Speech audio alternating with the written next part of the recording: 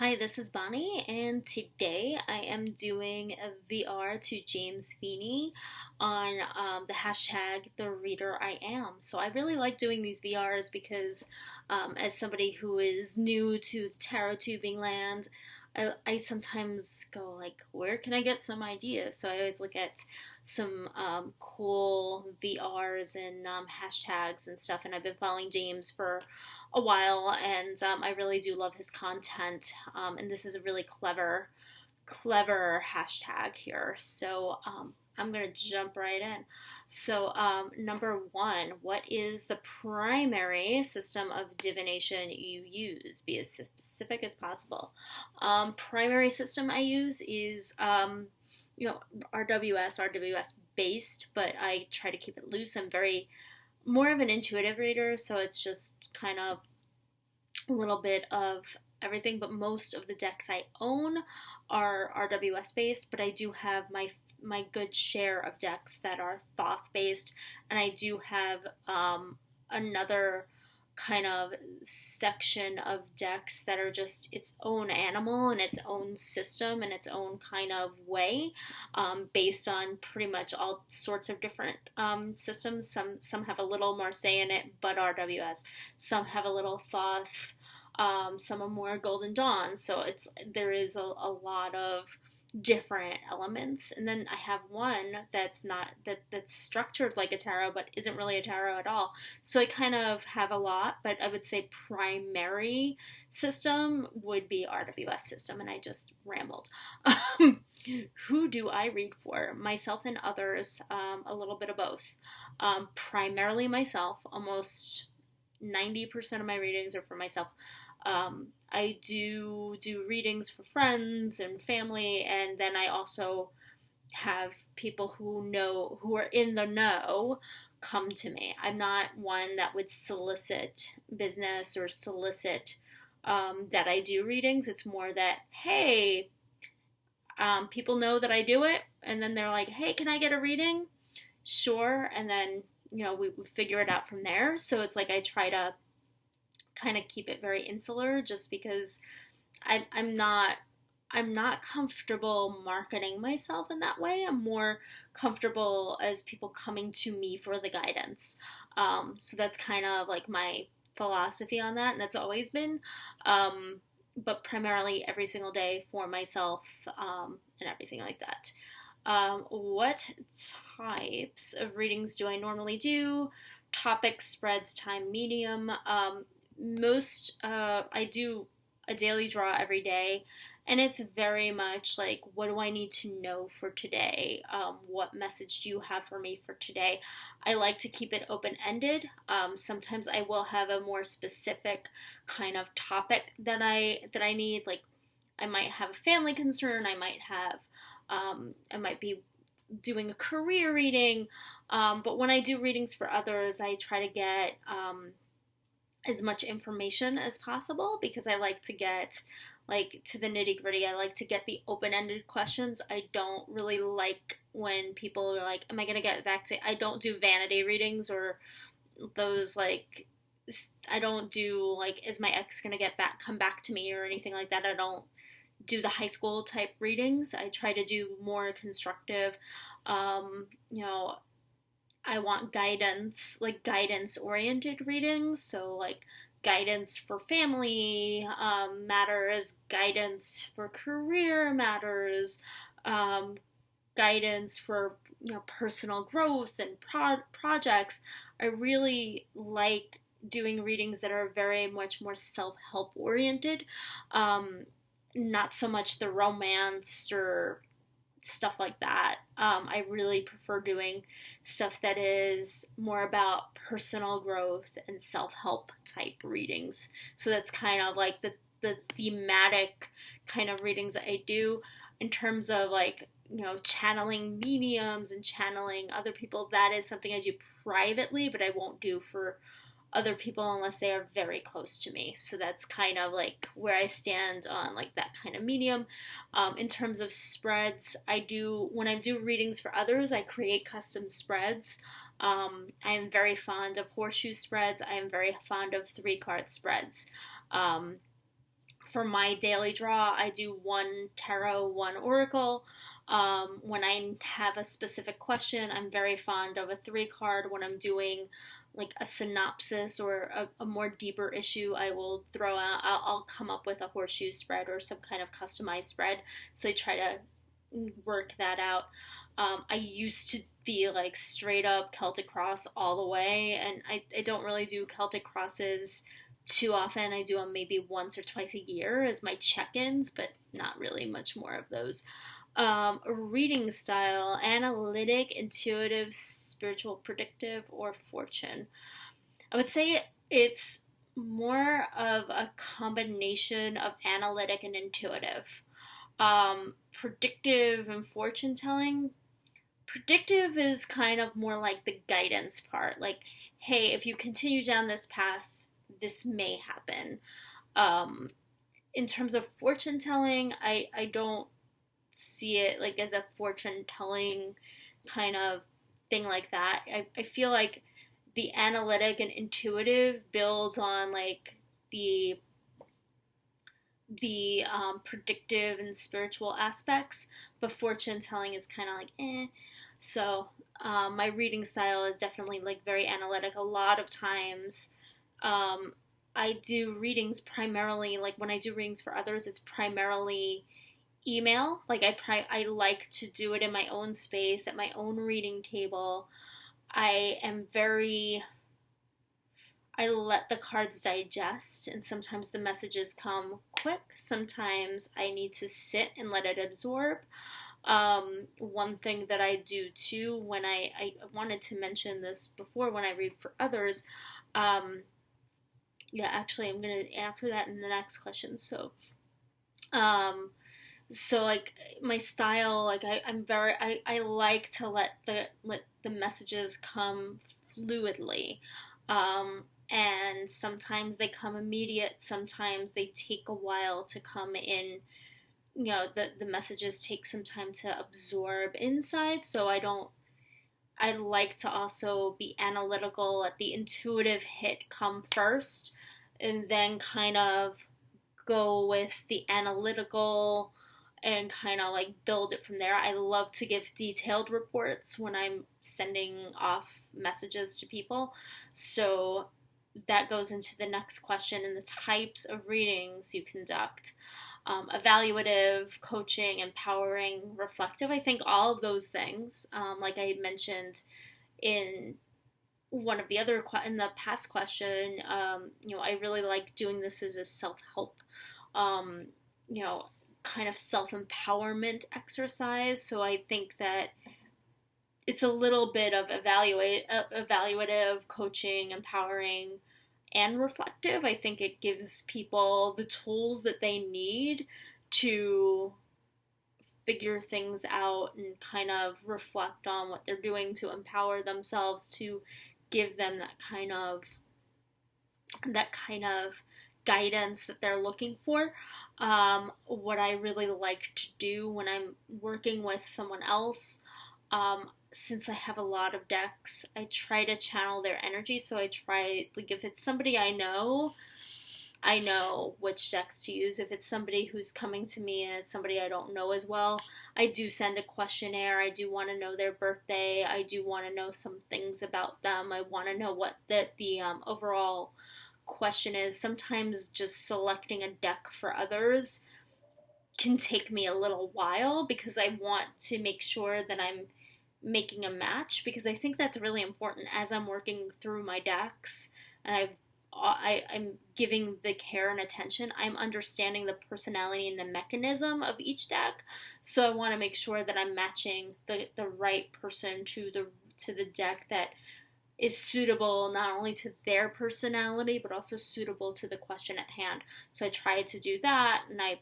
like to also, like I mentioned before, I like to send out detailed reports of their spread so that way they can have it for guidance. So I really like to be a little analytical. I like to give them the whole spectrum there. So all of that.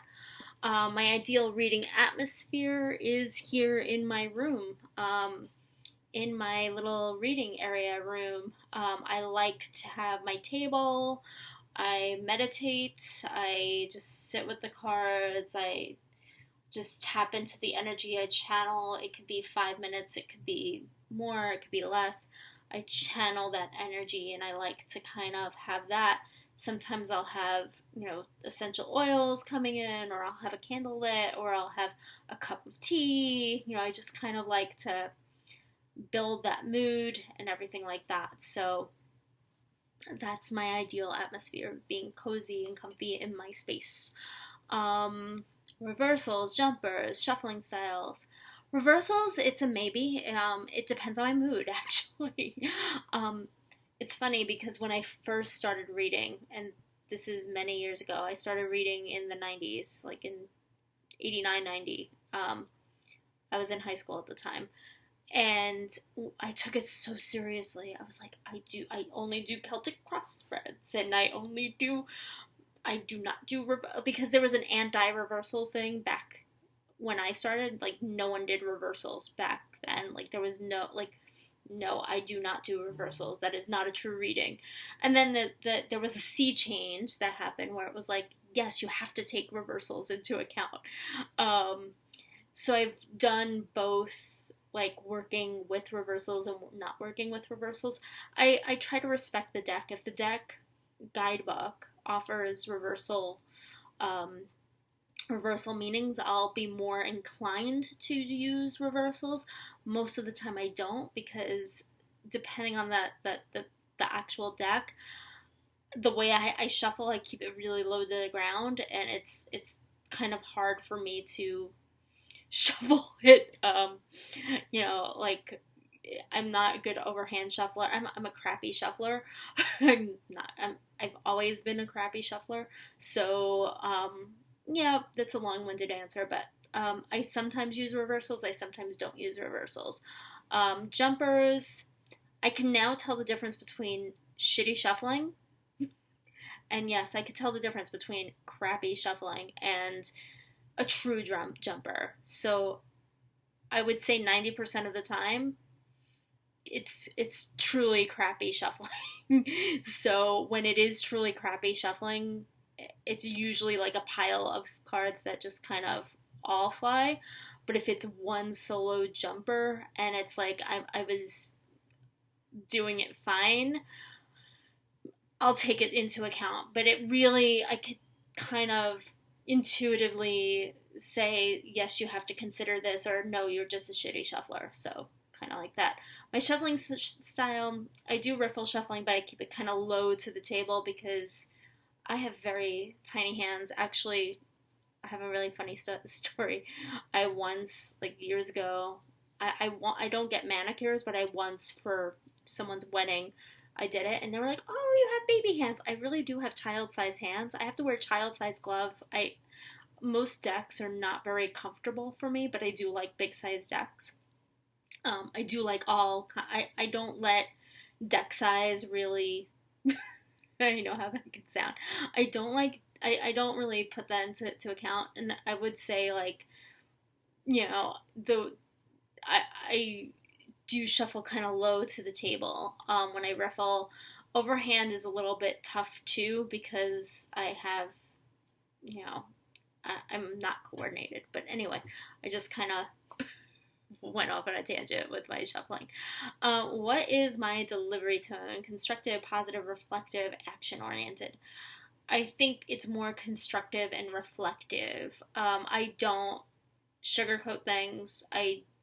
Even with myself or with others, I'm very much like, these are the facts, these are what the cards say, this is the message, this is what you can reflect on. I don't tell people what to do, so I'm not really going to be action-oriented or say, like, you must do, if you do this, then this will happen. I don't do that, but I also don't go like, oh, it's also, I don't look at only positive meanings. And one thing that I've trained myself to do, especially since I don't really work with reversals all the time, I know I know intuitively when it's more of a shadow meaning versus the, upright meaning. So I could tell, intuitively, like all that, and I'm not gonna bullshit somebody. Like I pretty much told a family member, like, no, this is not going to work. But like I try to be as constructive as possible, but I also try to be very like fact oriented. So my tone is like, here are the facts, but I'm gonna tell it to you in a good way, and this is how you can reflect on it. But I try to be very honest. My tone is extremely honest. Not brutally honest, blunt, but pretty much like I stick with the facts and I try not to sugarcoat. Personal reading quirks, correspondences I draw on, habits I have little details. I do a little my personal quirks are tied to how I wrap up my week after and my month. So I have a couple of little quirks that I do. So I track everything in my journal, and I have a digital journal, so I track everything there.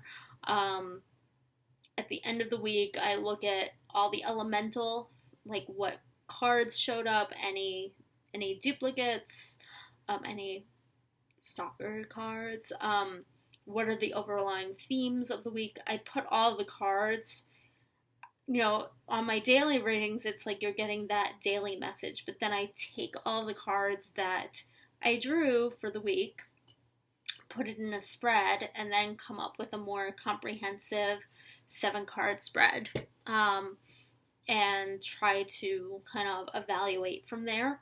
I also tend to add up all of the number correspondences for the week and then see, oh, this was the theme for this past week. At the end of the month, I add up all of the numbers. I add up everything, all the correspondences of each card that was drawn throughout the course of the month. And once I get that number reduced and ready, it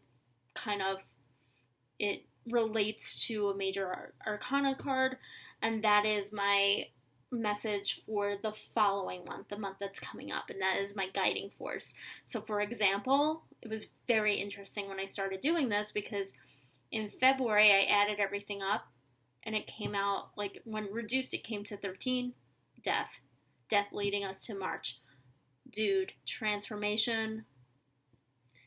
That was just like kind of crazy. Everything just changed. At the end of March, I added everything up. Hermit.